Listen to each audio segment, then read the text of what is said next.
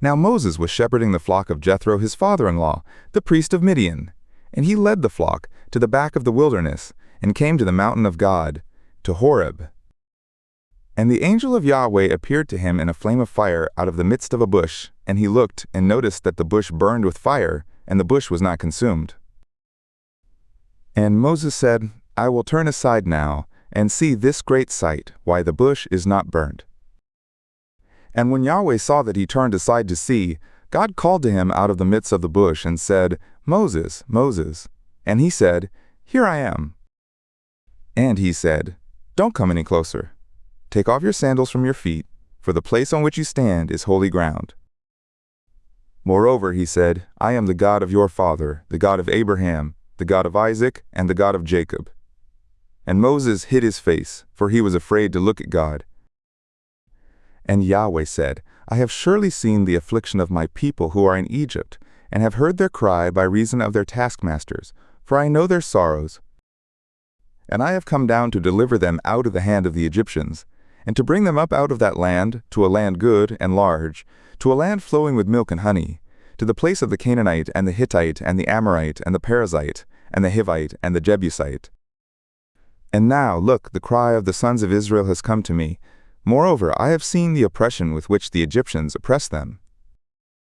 Come now, therefore, and I will send you to Pharaoh, that you may bring forth my people, the sons of Israel, out of Egypt. And Moses said to God, Who am I, that I should go to Pharaoh, and that I should bring forth the sons of Israel out of Egypt? And he said, Certainly I will be with you, and this will be the token to you that I have sent you. When you have brought forth the people out of Egypt, you will serve God on this mountain.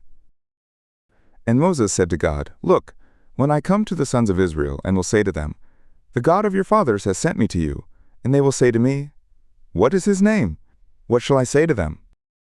And God said to Moses, I am WHO, always is. And he said, Thus you will say to the sons of Israel, I am has sent me to you. And God said moreover to Moses, Thus you will say to the sons of Israel, Yahweh, the God of your fathers, the God of Abraham, the God of Isaac, and the God of Jacob has sent me to you. This is my name forever, and this is my memorial to all generations. Go and gather the elders of Israel together, and say to them, Yahweh, the God of your fathers, the God of Abraham, of Isaac, and of Jacob, has appeared to me, saying, I have surely visited you, and seen that which is done to you in Egypt. And I have said, I will bring you up out of the affliction of Egypt, to the land of the Canaanite, and the Hittite, and the Amorite, and the Perizzite, and the Hivite, and the Jebusite, to a land flowing with milk and honey. And they will listen to your voice. And you will come, you and the elders of Israel, to the king of Egypt, and you will say to him, Yahweh, the God of the Hebrews, has met with us. And now let us go, we pray you, 3 days, journey into the wilderness, that we may sacrifice to Yahweh our God. And I know that the king of Egypt will not give you leave to go, not even with a mighty hand of God. And I will put forth my hand, and strike Egypt with all my wonders which I will do in the midst of it. And after that he will let you go.